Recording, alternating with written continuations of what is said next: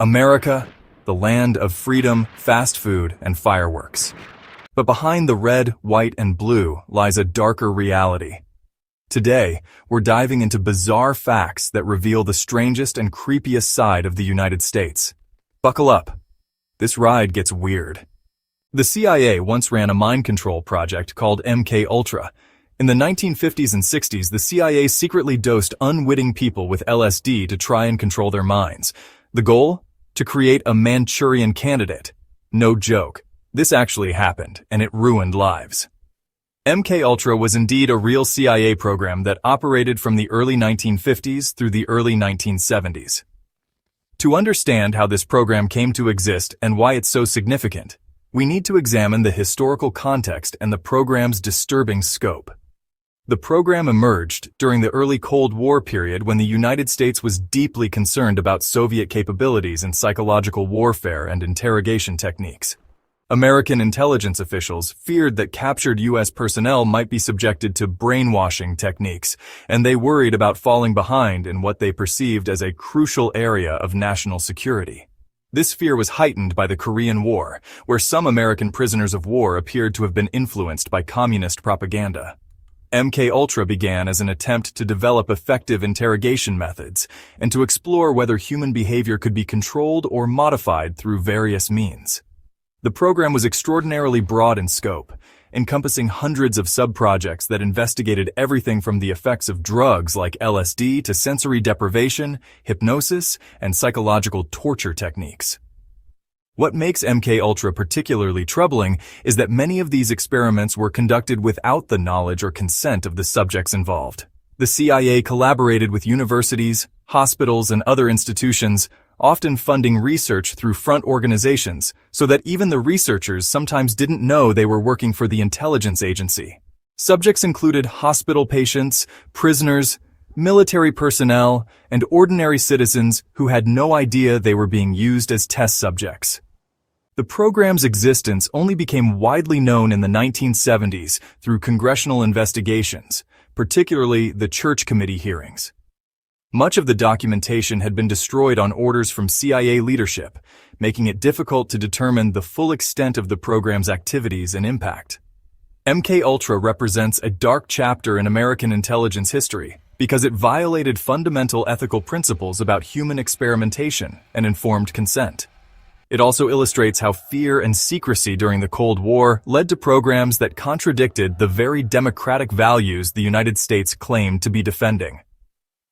Understanding MK Ultra helps us grasp why there are now strict ethical guidelines governing human experimentation and why oversight of intelligence activities became such an important issue in American politics. It serves as a crucial reminder of what can happen when government agencies operate without sufficient accountability or ethical constraints. The U.S. government infected people with syphilis on purpose. In the infamous Tuskegee experiment, hundreds of black men were left untreated for syphilis, even after a cure was found, just so researchers could observe the disease. It lasted 40 years. You're referring to several documented cases where the U.S. government deliberately infected people with syphilis and other diseases, most notably the Guatemala syphilis experiments. The most well-documented case occurred in Guatemala between 1946 and 1948.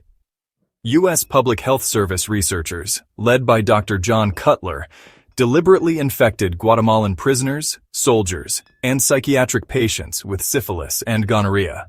The researchers wanted to test whether penicillin could prevent these diseases after exposure. They infected people through various means, including hiring prostitutes who had been infected to have sex with prisoners, and by directly inoculating subjects during medical procedures. To understand why this happened, we need to consider the historical context. In the 1940s, medical research ethics were far less developed than today. The Nuremberg Code, which established principles for ethical human experimentation, wasn't created until 1947 in response to Nazi medical experiments.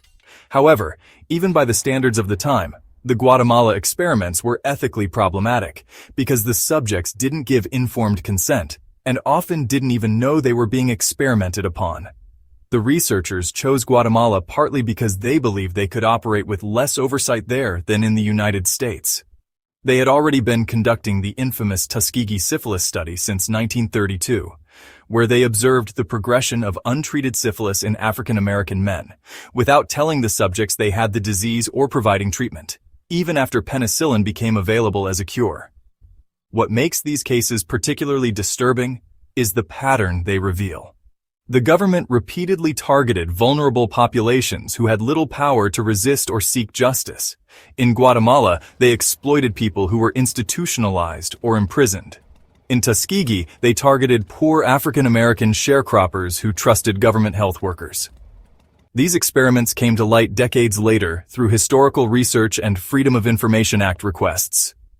The Guatemala experiments weren't revealed until 2010, when researcher Susan Reverby discovered documentation while studying the Tuskegee case. This discovery led to formal apologies from the U.S. government and financial settlements with survivors and their families. Think about what these cases teach us about the relationship between power and medical ethics. When researchers have significant power over their subjects, and when there's insufficient oversight, the potential for abuse becomes enormous. This is why modern medical research requires informed consent, institutional review boards, and strict ethical guidelines. These historical cases also illustrate why trust in government and medical institutions can be fragile, particularly among communities that have been historically marginalized. The legacy of these experiments continues to influence how some communities view medical research and public health initiatives today. The revelation of these programs, along with MKUltra and other unethical government research, led to major reforms in how human subjects research is conducted and overseen. Understanding this history helps us appreciate why ethical safeguards in research exist and why maintaining public trust requires ongoing transparency and accountability. There's a town in the U.S. that's been on fire since 1962. Centralia, Pennsylvania sits on top of a coal mine that caught fire in the 60s and never stopped burning. The town is abandoned, and smoke still seeps from cracks in the ground. It even inspired Silent Hill. You're talking about Centralia, Pennsylvania, and this is one of the most fascinating examples of how human activity can trigger environmental disasters that persist for decades. To understand Centralia's story, we need to start with what made this town economically viable in the first place. Centralia sits on top of a massive anthracite coal seam that's part of the larger Pennsylvania coal region. Anthracite is a particularly hard, clean-burning type of coal that was extremely valuable for heating homes and powering industry. The town existed because of this coal, with mines tunneling deep underground in an intricate network beneath the community. On May 27, 1962, the town council hired workers to clean up the municipal landfill before Memorial Day. The landfill happened to be located in an abandoned strip mine pit. To dispose of the trash quickly, the workers decided to burn it, which was a common practice at the time. Here's the crucial detail that turned a routine cleanup into a 60-year disaster. The fire spread from the burning trash into the coal seam below. Coal, as you probably know, is essentially compressed plant matter that's incredibly energy-dense. Once it catches fire underground, it creates what's called a coal seam fire. And these fires behave very differently from the fires we're familiar with above ground. Underground coal fires are extremely difficult to extinguish because they're largely cut off from traditional firefighting methods. You can't simply spray water on them or smother them with sand the way you would a surface fire. The coal seam provides its own fuel source, and the underground environment creates a sort of slow-burning furnace that can persist for decades or even centuries. Some coal seam fires in China and India have been burning for hundreds of years. As the fire spread through Centralia's underground coal network, it began to create serious problems for the people living above. The ground became hot in places, sometimes too hot to walk on. Poisonous gases, particularly carbon monoxide, began seeping up through cracks in the earth and into people's basements. The fire also caused the ground to become unstable, creating sinkholes and cracks that could swallow a person. Imagine living in a place where the very ground beneath your feet is on fire. You might wake up to find your basement filled with deadly gas, or discover that your backyard has developed a smoking crack that's too hot to approach. The psychological impact of this situation is something we should consider alongside the physical dangers. The government's response reveals important lessons about how bureaucracy handles unusual crises. Various agencies spent years debating solutions, They tried flooding the mines with water, but the fire was too extensive. They considered excavating the entire burning area, but the cost was estimated at over $600 million. Meanwhile, residents lived with the daily reality of toxic gases and unstable ground. The situation reached a tipping point in 1981 when 12-year-old Todd Domboski fell into a sinkhole that suddenly opened in his backyard, with temperatures of over 200 degrees Fahrenheit. He was saved, but this incident galvanized federal action. The government eventually decided that relocating the residents was more cost-effective than fighting the fire. Most residents accepted buyouts and moved away, but some refused to leave their homes. This created a fascinating human drama about attachment to place versus practical safety concerns. Think about what it would mean to abandon the town where you'd lived your entire life, where your family had deep roots, simply because the ground was on fire. Today, Centralia is largely a ghost town. The fire continues to burn underground and is expected to burn for at least another 250 years. The area has become an unintentional experiment in what happens when humans abandon a place and nature begins to reclaim it. Vegetation has grown over many of the abandoned areas, but smoking vents and warm ground still mark where the fire burns below. Centralia teaches us several important lessons. First, it shows how a single decision, burning trash in an old mine pit, can have consequences that last for generations. Second, it illustrates the challenge of dealing with environmental problems that cross normal timescales of human planning and governance. Third, it demonstrates how geological and environmental forces can ultimately override human attempts to control and inhabit a landscape. The story also raises questions that are increasingly relevant as we face other long-term environmental challenges. How do we make decisions about problems that will outlast the people making those decisions? How do we balance the costs of remediation against the costs of displacement? These are questions that communities dealing with climate change, toxic waste, and other persistent environmental problems continue to grapple with today. The U.S. ran a fake radio station to spread lies. During the Cold War, the CIA launched a fake radio station called Radio Free Europe to spread anti-communist propaganda, even to U.S. citizens. Yes, disinformation campaigns aren't new. To understand these radio stations, we need to first grasp the information landscape of the Cold War. Imagine living in the Soviet Union or Eastern Europe during the 1950s and 1960s. Your government controlled virtually all sources of information. Newspapers, television, and radio were state-operated and presented only the official government perspective on events. If you wanted to know what was happening in the outside world, or even what was really happening in your own country, you had very limited options. This information monopoly was a crucial tool of Soviet control. Think about how powerful it is to control not just what people can do, but what they can know. If you can't access independent information, how can you form independent opinions about your government's policies or your country's situation compared to the rest of the world?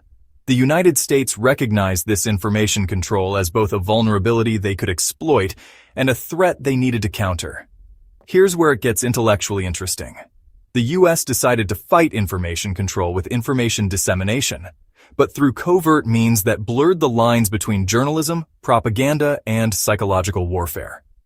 Radio Free Europe, which began broadcasting in 1950, was ostensibly an independent radio network run by European refugees and exiles. However, it was actually funded and directed by the CIA through a front organization called the Free Europe Committee.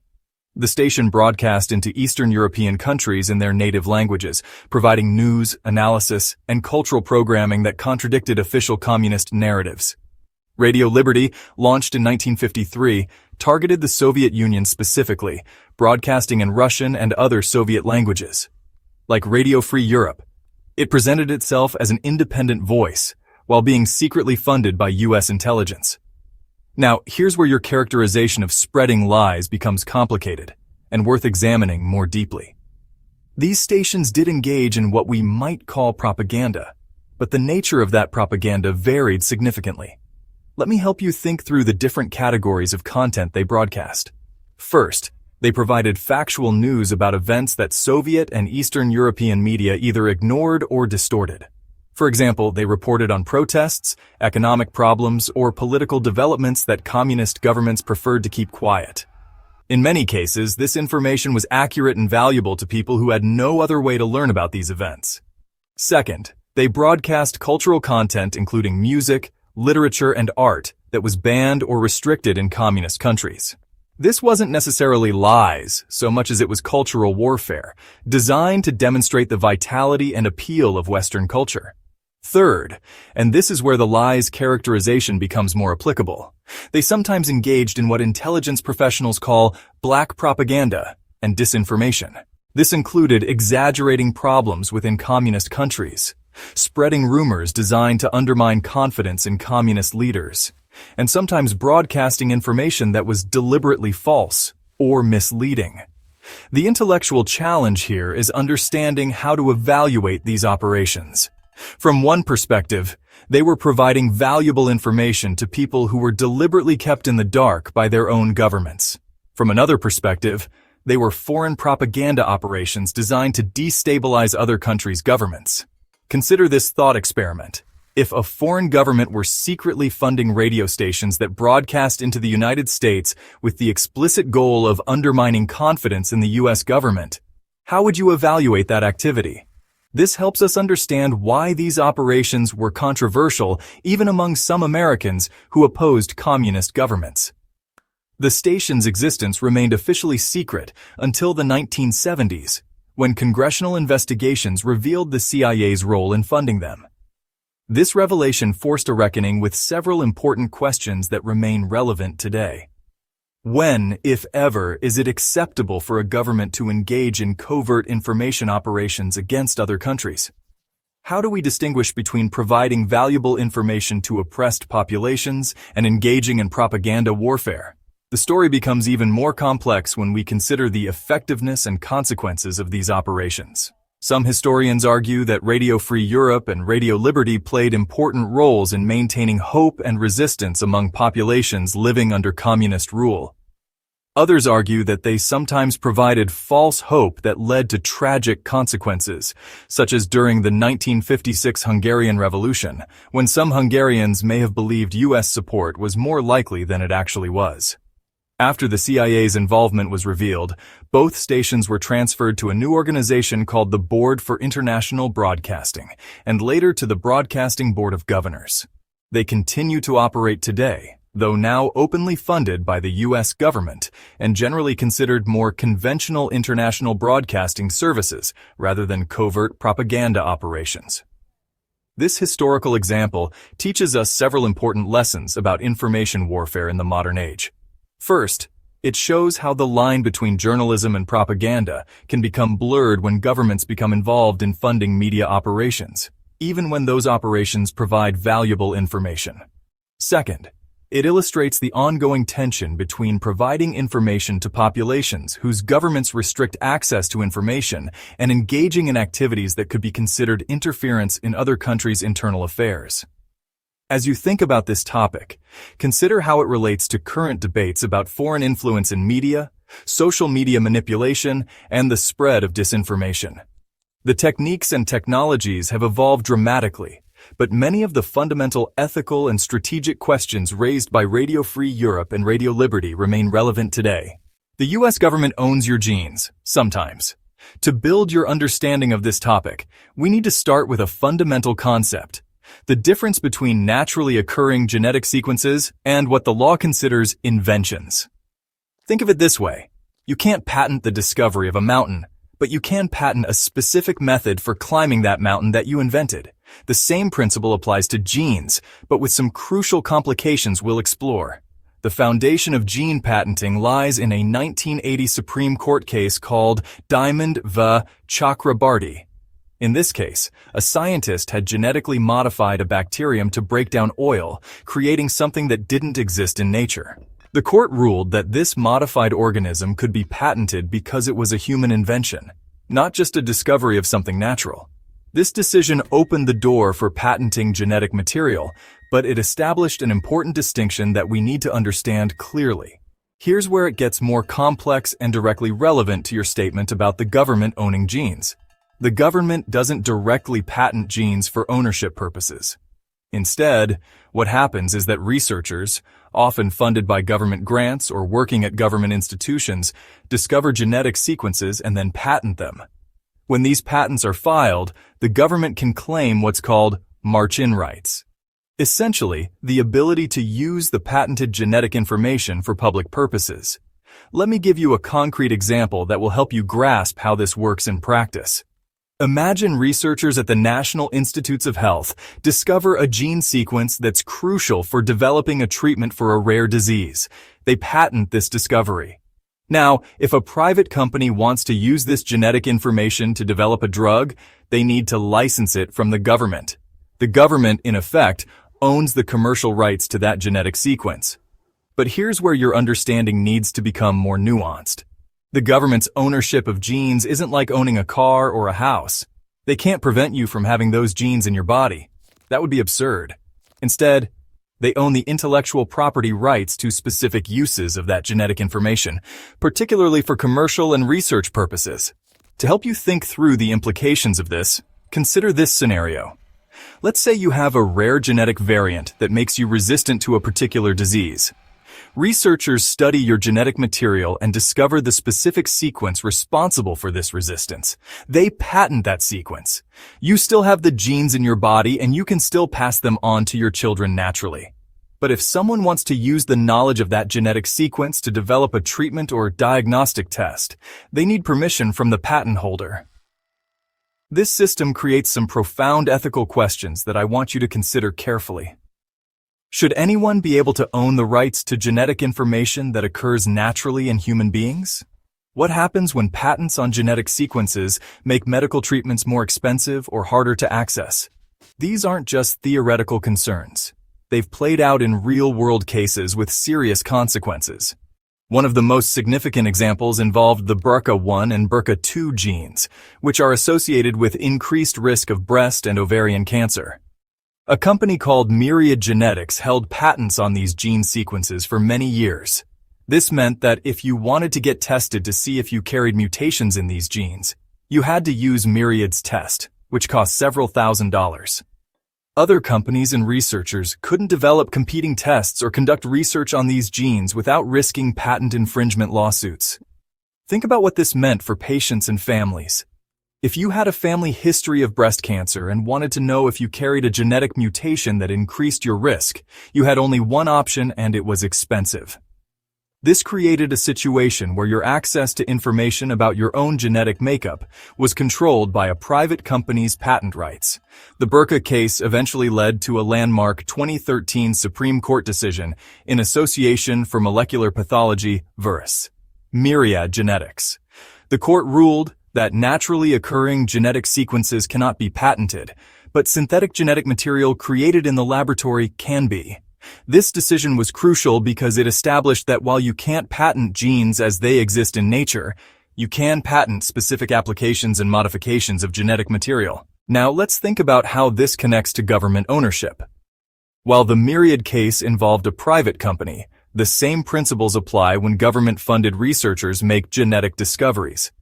The difference is that when the government holds these patents, there's theoretically more opportunity for public benefit. Government patents can be used to ensure that important medical discoveries remain accessible to the public, rather than being locked away by private companies seeking to maximize profit. However, this creates another layer of complexity worth considering. When the government funds research that leads to genetic patents, they're essentially using public money to create intellectual property that can then be used to control access to genetic information.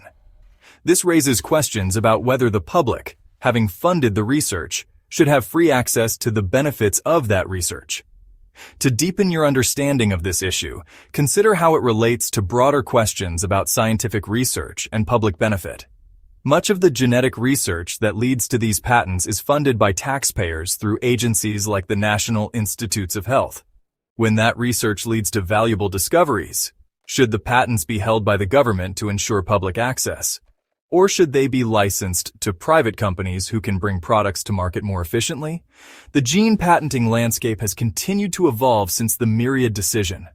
While you can't patent naturally occurring genetic sequences, you can still patent specific methods for analyzing genes, synthetic genetic constructs, and particular applications of genetic knowledge.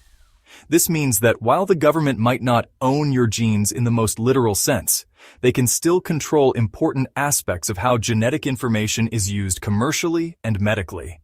As you think about this topic, consider how it might affect you personally. If you've ever taken a genetic test through a company like 23andMe or Ancestry DNA, you've encountered some of these issues. These companies often claim broad rights to use your genetic information for research purposes, and some of that research might lead to patents that could ultimately be valuable. The intersection of genetics, patents, and government ownership also raises important questions about privacy and consent. When you provide genetic material for research, you might be contributing to discoveries that become valuable intellectual property. Should you have a say in how that intellectual property is used? Should you benefit financially if your genetic information contributes to valuable discoveries? Understanding this topic also requires thinking about the global implications. Different countries have different approaches to gene patenting, and these differences can affect international research collaboration and access to genetic technologies. Some countries have more restrictive policies about gene patenting, while others are more permissive. The question of government ownership of genes ultimately reflects broader tensions in our society about how we balance innovation incentives with public access to scientific knowledge. Patents are designed to encourage innovation by giving inventors temporary exclusive rights to their discoveries.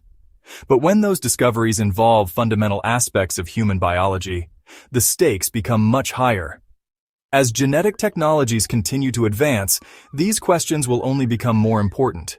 Gene editing technologies like CRISPR, personalized medicine based on genetic profiles, and genetic therapies for previously untreatable diseases all depend on our legal and ethical frameworks for dealing with genetic intellectual property.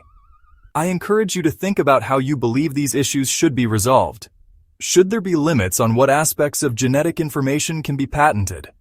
How should we balance the need to incentivize research with the goal of ensuring broad access to genetic technologies? What role should the government play in controlling access to genetic information that affects public health? These are complex questions without easy answers, but understanding them is crucial for participating in the ongoing debates about how we govern genetic technologies in the 21st century. The U.S. has secret bunkers for elites, but not for us. From Mount Weather to the Greenbrier Bunker, there are entire underground cities built to protect politicians during disasters. Everyday Americans? We're not on the guest list. Let me help you understand the full scope of these facilities, why they exist, and what their existence tells us about power structures and democratic values. To build your understanding from the ground up, we need to start with a concept called continuity of government. Think of it this way. Imagine a catastrophic event that could destroy Washington, D.C. and kill most of the federal government's leadership. Without some form of backup plan, the entire structure of American government could collapse, leaving the country without leadership during its most critical moment. This is the fundamental reasoning behind these secret facilities. The most well-known of these bunkers is the facility beneath the Greenbrier Resort in West Virginia. For decades during the Cold War, this luxury resort maintained a secret underground bunker designed to house the entire U.S. Congress in the event of a nuclear attack. The bunker was hidden beneath the resort's conference facilities, and most guests had no idea it existed. Congressional members would theoretically be evacuated there to continue governing even if Washington, D.C. was destroyed. Here's what makes this particularly significant for understanding your point about elites versus ordinary citizens. The Greenbrier Bunker wasn't just a bare-bones survival shelter. It was designed to maintain a certain level of comfort and functionality that would allow government operations to continue relatively normally. Think about what this means in practical terms. While ordinary Americans would be dealing with the aftermath of a nuclear attack with whatever resources they had available, selected government officials would have access to a fully equipped underground facility with food, water, communications equipment, and living quarters. To deepen your understanding of how extensive these preparations are, consider the broader network of continuity facilities. The government maintains what's called the Doomsday Plane, a specially equipped aircraft that can serve as an airborne command center. There are underground facilities at NORAD inside Cheyenne Mountain in Colorado. The Pentagon has its own secure areas designed to withstand attacks. Various agencies have their own continuity sites scattered across the country. Now, let's think through why these facilities exist exclusively for government officials and not for the general population. The official reasoning is that maintaining government continuity is essential for coordinating disaster response and recovery efforts. Without functioning government institutions, the argument goes, society couldn't organize an effective response to catastrophic events, making everyone worse off in the long run. But here's where you should start asking critical questions about this reasoning. Is it really true that preserving government officials is the most effective way to help society survive catastrophic events? Or does this system primarily serve to protect the people who happen to hold power at the time of a crisis? To help you think through this more deeply, consider what kinds of people would actually be most valuable for society's survival and recovery. Would it be politicians and bureaucrats? Or would it be engineers, doctors, farmers, mechanics, and other people with practical skills? The current system prioritizes political continuity over practical survival capabilities, which reveals something important